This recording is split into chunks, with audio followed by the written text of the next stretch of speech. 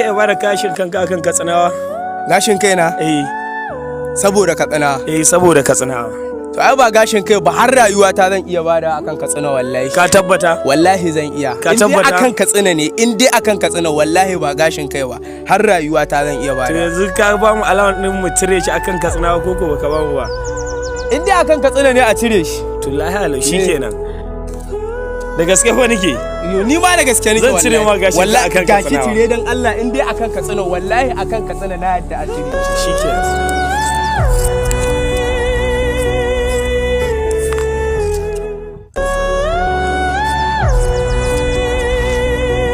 Wanda ya bada kanshi yana son abin shi ba wai baya sowa akan Katsina a cire ta, ya ce shi inda akan Katsinawa ne duk duniya bai ga abin da zai yi ba, harin shi yana iya bada akan Katsinawa.